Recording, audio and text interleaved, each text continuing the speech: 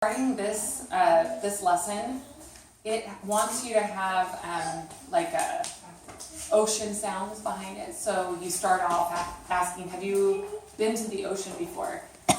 There's a cat. This Sinbad in the Sea. It's really quiet. So the very first chords are really loud. You can hear it just now. Well, just so you know, you're kind of dark on this. Hard to see. That's better. So if you can hear, it's really quiet.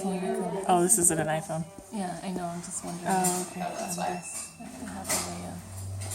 That's better now that she's not in front of the. Okay. So this music, I really like it. It's Rimsky-Korsakov. So it's Nikolai Rimsky-Korsakov is the musician, the composer that we're doing. And it's supposed to be the sounds of the sea. So that very first minute doesn't sound like the sea to me. And then this is supposed to be a peaceful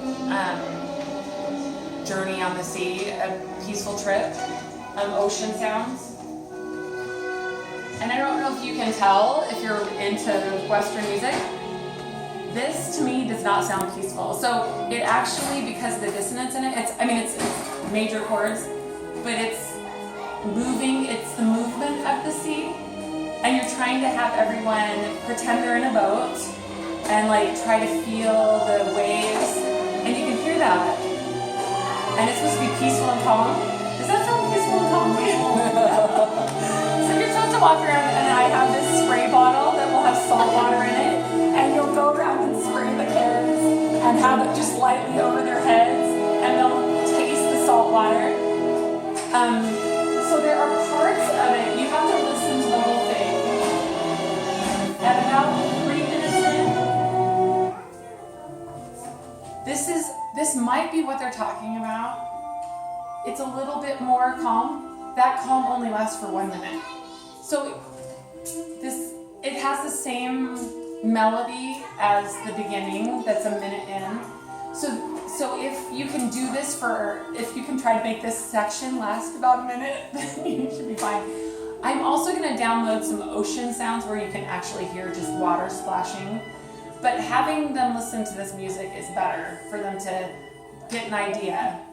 So Rimsky-Korsakov, he liked to tell stories.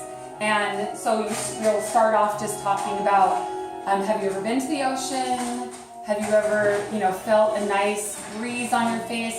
This is a calm time. So the kids they're pretending to be in a boat, but they shouldn't be pretending to be in it, like they're going to be blown around and stuff. And you'll just spray them a little bit and ask them to lick their lips.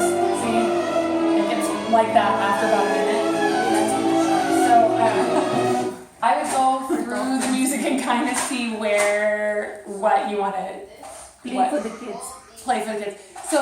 So the very beginning, it helps to just. I'm actually gonna wear. I'll have it. My husband has a big yellow slicker, and I'll put it in the. It looks like he used it on a boat when he was in Alaska. So it's a big yellow raincoat. It looks like the Gorton fisherman with big hood and stuff. So you guys can use that. I'll have it in there. It's enormous. So the smaller ones, it'll be that bigger.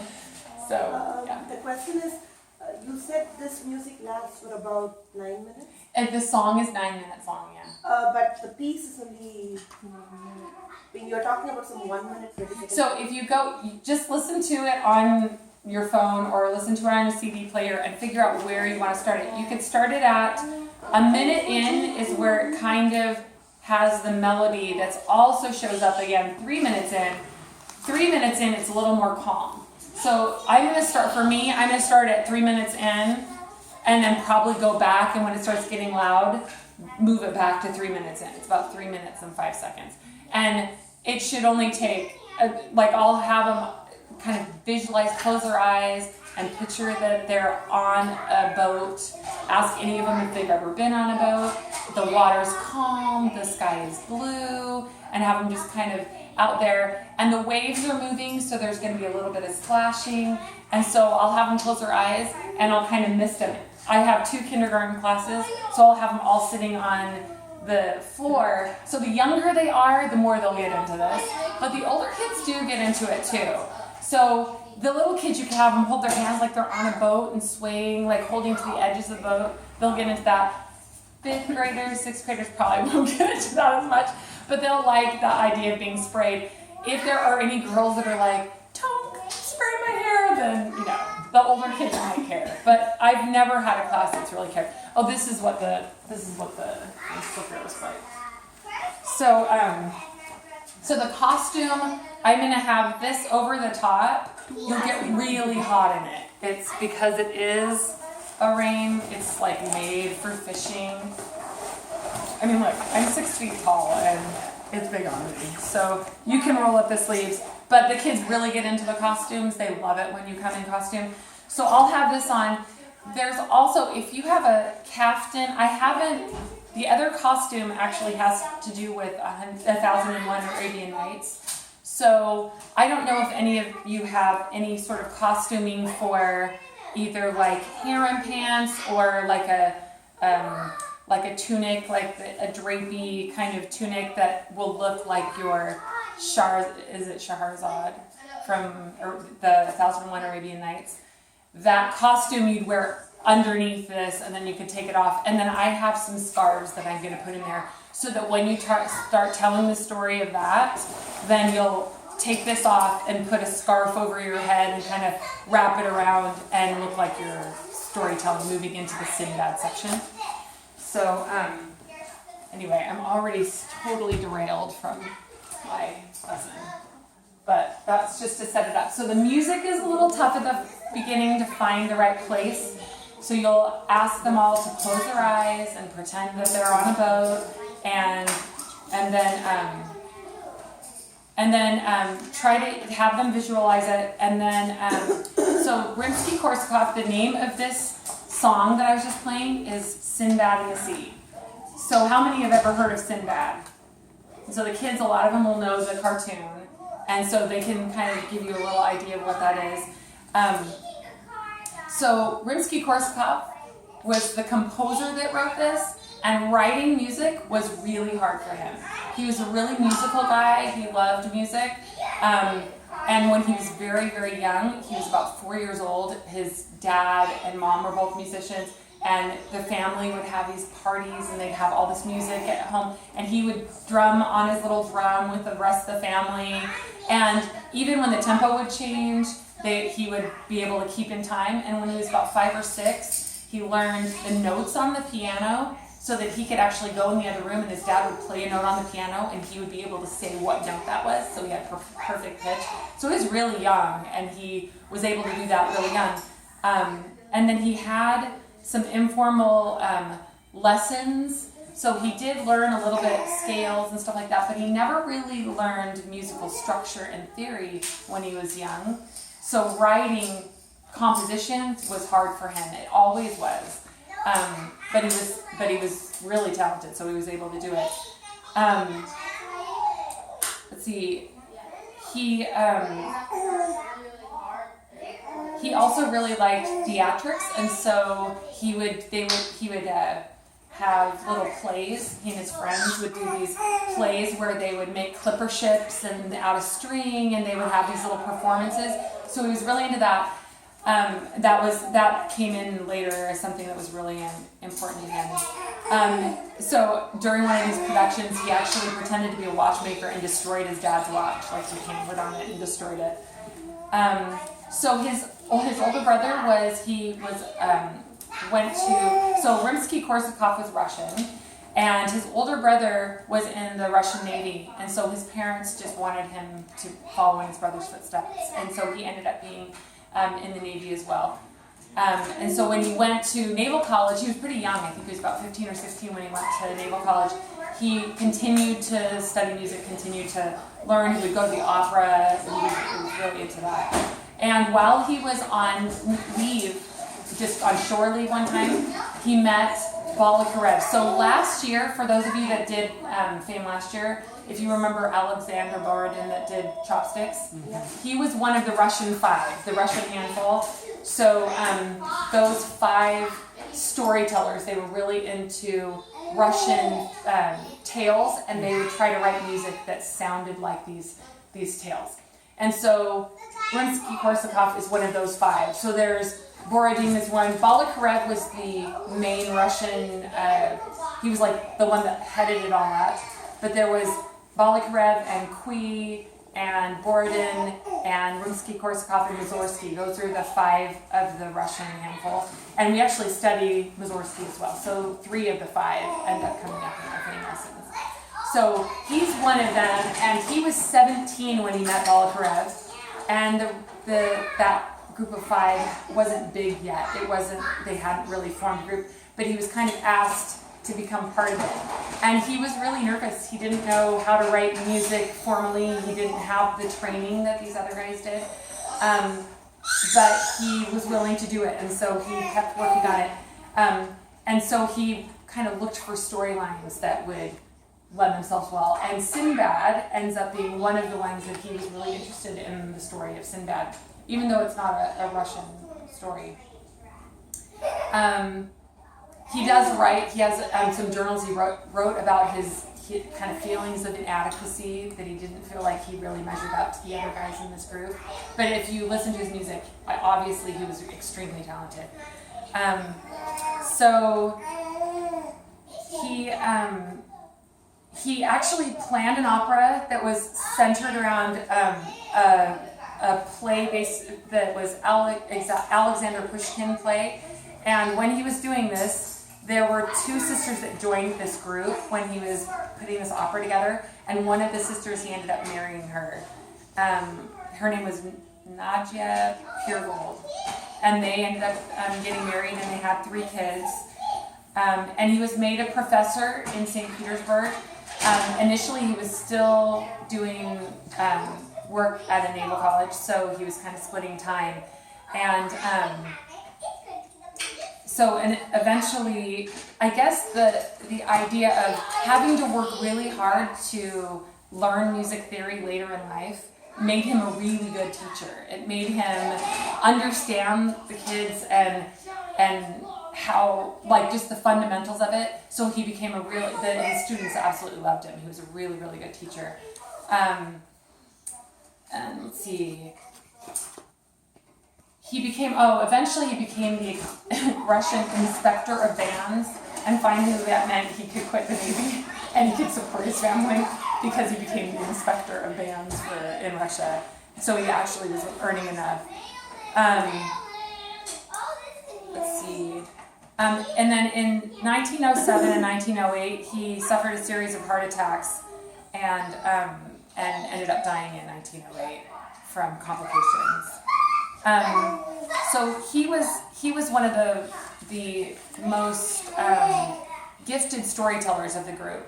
So when in his music, all of his music tells some sort of a story, and this is no different. This one's the Sinbad and the sea has that feeling of Sinbad. So this is the first, because we're in Fame 1. Here, I'm going to take this off. It's so hot. I just have a question.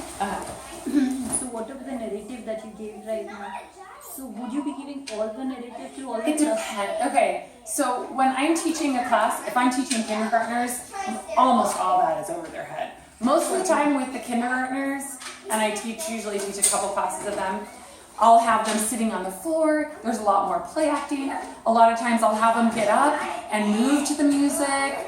The older kids I'll give most of that. I like to have a lot of that, but see, I'm teaching 8 classes this year. So I have 6th graders and I have kindergartners. So I end up learning, my notes are pretty comprehensive, and so depending on the class, I'll either give them lots of information. Depends on the class too. If they're really quiet and they're paying attention, they are interested in it, I'll give more and more information. If they're just tuning out and there's a bunch of kids in the front row that are staring off into space, I move on and do something more interesting. Just to answer the question, even if you cut off the biography, you have enough to do for marks. So, I taught first graders last year. This year I'll be doing second graders, my son's class. And whenever I start with a biography, they do so, or they're like fiddling and they're not paying attention. So I generally skip the biography. If there is something really interesting, like one point, like you said, hammering the watch, that's something they love to hear. So something like that. You can just give like 3 trivia points. You also mentioned what to do with your dad's watch. Yeah, something like that. I mean, that will kind of get them in. I'm Laugh. just asking questions too. Do you remember if you could play basketball? Some maybe not able to play basketball like he felt with music, just like, related to what they're doing. Yeah, anything that, especially your child in the class, bringing out, because your child will get the other kids involved if they're excited. I found that all my kids have always been really excited for me to be in the class. That's not always the case. I know Jessica was saying that she wasn't super excited. She actually used to take her mom taught things when she was younger, so all these props are familiar to them. So this is the one that we use for the music. You'll show this, and a lot of my classes, they've seen it so many times that eventually I don't ever show it again. I'll just have them, I'll remind them, okay, so what are the 4 elements of music? And I'll call on people, and it takes like 2 seconds, and they'll tell me what the 4 elements are. So in this one, in this lesson, we talk a lot about melody, but you'll bring up all 4. And in kindergarten, like in Mrs. Peterson's class, in kindergarten, they may not know anything about these 4 things. So the real basics are that the melody is that if you're humming a song, it's the main song that you're humming along, that'll be the melody. And the harmony is all the other notes that go along with it. So the harmony is, and you can have the kids, sometimes I'll have the kids sing like row, row, row your boat, and then I'll have them do it in a round, so that when the melody comes in a second time, it is kind of like a harmony, so the kids kind of get an idea of that. And then rhythm, it's easy, I just always have them clap to the rhythm. So whatever song it is that we're doing, I'll have them clap along, and that'll give them the rhythm, so they understand that. And then dynamics, especially with the little kids, a lot of times I have them like, okay, we're gonna practice this song and sometimes I'll have them do like row your boat or a twinkle twinkle little star, and I'll have them start out and then get bigger and bigger and bigger, and I'll have them do it with me so they really understand dynamics. Dynamics is big in this song because it'll be really quiet for sections, and then it'll get really, really loud, so they'll understand, then they understand that's what we're talking about is dynamics. There's this, it's not a great visual, but this is the dynamics visual that they have in the book. And so it shows that it goes from quiet on this side, you've got the quiet, and then in the middle where it gets loud, that's, this is the loud and soft is the dynamic. My kids love it. I do it with my hands too. I'm like, and then they go up when it gets higher, and it's like more interactive when they go down. Especially, if you get down real small and then you get really big, it doesn't matter if you're a big singer or not, they just love it. They just think it's super fun. What do you think, like, for 5th graders? Like 5th graders, they're not as into you going like this and getting really loud, and they probably aren't going to be really into singing row, row, row your boat.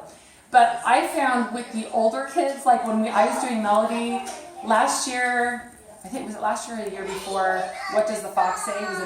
So I try to find the current song, whatever song that people are talking about, if there's harmony in it, then I'll play that for them and have them listen.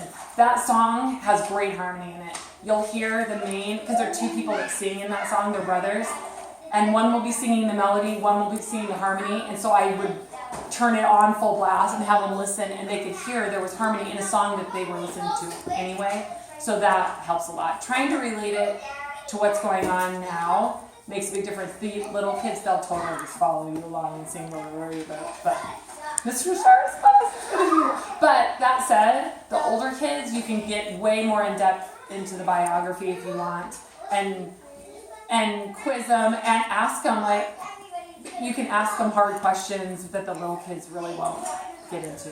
So, and I forgot at the very beginning. And also, I think in 5th graders, you would have a lot of kids going to music lessons and stuff. Yeah. So they would know it. They'll raise their hand. Yeah. So a lot of times I'll ask them if they, especially in the music, when we're playing that, there's a violin playing, there's horns, having them identify different instruments, they totally get into that. So if they are musicians and a lot of them, like usually it's 70% of the class will raise their hand that they play an instrument. Even if they don't, they will still raise their hand. Then you can have them identify things, and you'll ask them, okay, so tell me, what's dynamics? Or you'll say, or you can be real specific. These guys have had, in 5th grade, they've had fame for a long time. Even if they haven't had it every single year, they should know these things inside and out. So you can bring that up and talk about the dynamics, and do as much or as little as you want with it. And so I'll play the song behind and have them identify instruments, have them clap along with it so they're feeling the rhythm. I could even ask them, sometimes I'll ask them to sing the melody for me. So there's a theme that goes through over and over. Da, da, da, da, da, da, da, and I'll just have one of them sing it for me. And some of the kids are really brave and they'll do it. A lot of times you'll find at least one or two that will do it. And then if you listen to it really well, you can actually have them go, okay, so in this story, there is a sultan in the Sinbad and the Sea. When you're talking about 1001 Arabian Nights, there's a sultan, and then Shahrazad and the sea are all parts in it. You can have them raise their hand when they think it sounds like the sea, when they think it sounds like Shahrazad. So you can have them raise their hands, or even do 1, 2, or 3, depending on what they think it is, and none of it's going to be wrong. You can just raise your hand whenever. So then the next thing, so they want you to tell the story of Sinbad and the story of 1001 Arabian Nights. So if you probably know the story. I didn't know it very well. So the background behind it is there was this king, this Arabian king that his wife was unfaithful to him, and so he had her killed. And then he would marry a maiden every night and kill her in the morning. And that happened for a long time. And so that was just his thing. And so one of the king's advisors, his daughter Shahrazad, was going to be one of the people that was going to marry him. And she was really smart. And so she married him, and that night she started telling him stories, really elaborate stories. And by the next morning, he wanted to know what was going to happen, so he let her live. And for 1001 nights, she would tell him stories, and so she was able to live. And then they apparently lived happily ever after, and she didn't get decapitated, so it was great. So anyway, the stories are basically these stories. Sinbad's one of the stories that she told during that time. And so the kids will probably get into that. Then in the book, it goes through the specifics of the first voyage of Sinbad. I just made a copy of it and cut it and put it in my notes. So basically, Sinbad's father dies and leaves Sinbad really wealthy. He squanders his wealth on fancy clothes and expensive meals, and then he realizes he's going to be poor pretty soon, and he makes a decision. So he sells what's left of his land and possessions and buys goods in a ship. And he sells the goods from island to island, so he's traveling around. And a lot of these kids, so you've got this whole story of Sinbad. You can actually probably ask one of the kids about the cartoon. My kids know the Sinbad cartoon really well. Some of the little kids won't have ever seen it. Sinbad came out, maybe the movie is maybe 10 years old. Brad Pitt was Sinbad in it. It's old enough that some of the kids won't know it. So you can either tell the story, or you can have one of the kids. If you know one of the kids really knows the story well, you can have them tell it. But then you can talk about the story of Sinbad and just explain it. When you're telling the story, I'll have scarves that you can put on. So if you just want to wear the yellow slicker and then put a scarf on when you're telling the story and pretending to be Shahrazad, your wife might want to pretend to be Shahrazad instead of you. Then you can just use that as your costume. If anyone has more of a costume, that would be great too. The kids will really get into that. So you can then tell the story about Sinbad, and that goes on. So then you'll talk about how the music that Rimsky-Korsakov wrote tells a story about Sinbad and the sea. How else do you think you could tell a story in art? Like, people will say, okay, you could write it. Story, you could write it, or Draw it, paint it. Yeah, draw it or paint it. So then that brings you around to the artist. Normally we start with the artist, but this time it starts with the music. So can everyone say clay for me?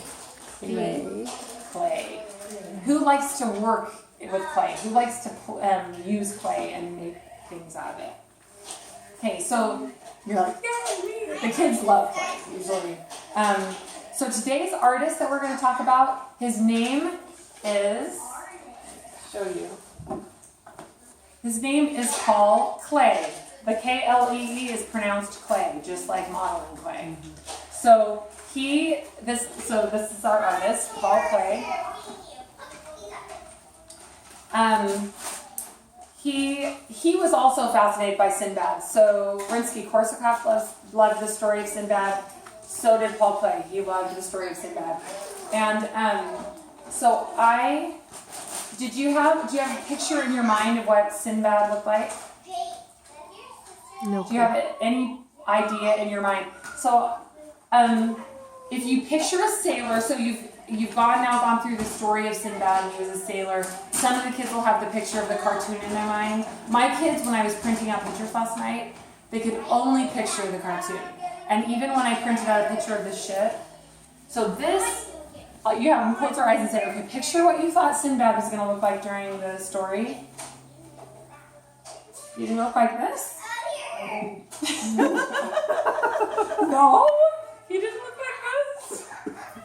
So the picture is going to look a lot different from what the kids are expecting, right? It's modern art, so it's going to look a lot different from what they're expecting.